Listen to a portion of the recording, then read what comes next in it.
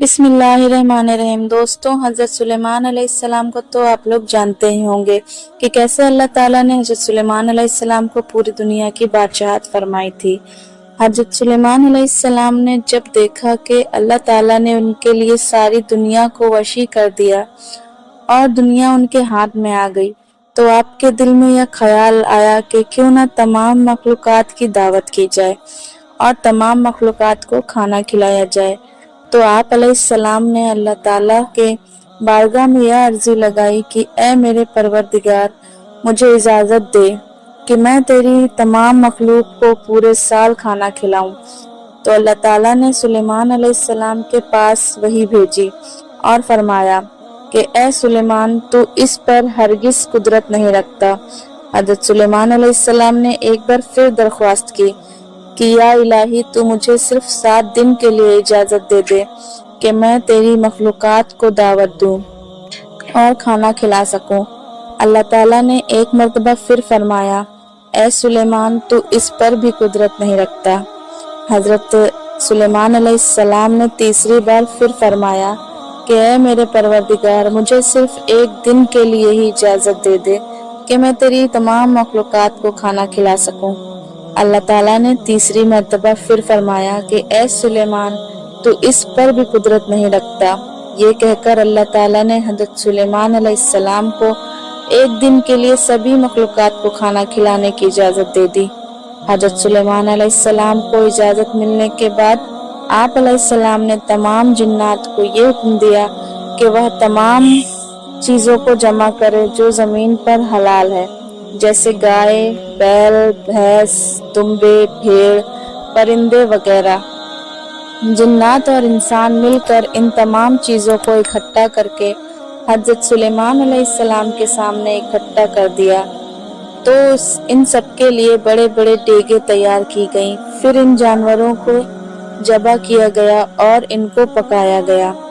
हज़रत सुलेमान अलैहिस्सलाम ने हवा को हुक्म दिया कि खाने पर चले ताकि खाना खराब ना हो जाए।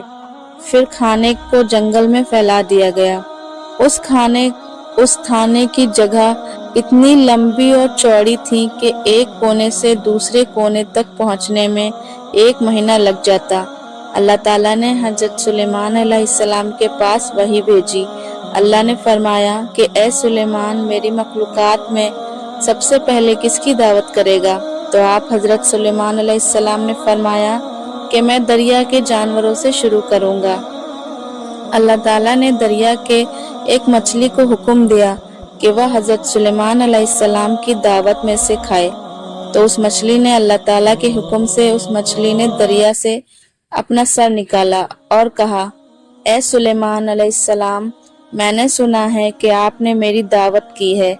तो हज़रत सुलेमान अलैहिस्सलाम ने फरमाया कि ए मछली, तूने ठीक सुना, आ जाओ और खाना शुरू करो। वह मछली आगे बढ़ी और खाना शुरू कर दिया। मछली ने एक साथ ही सारा खाना खा लिया। फिर उस मछली ने आवाज लगाई कि ए सुलेमान, मुझे और खाना दो, मेरी भूख अभी नहीं मिटी है। तो यह सुनकर सुलेमान अलैहिस्सलाम ने फरमाया, तू तो सारा खाना खा गई और अभी तेरा पेट नहीं भरा।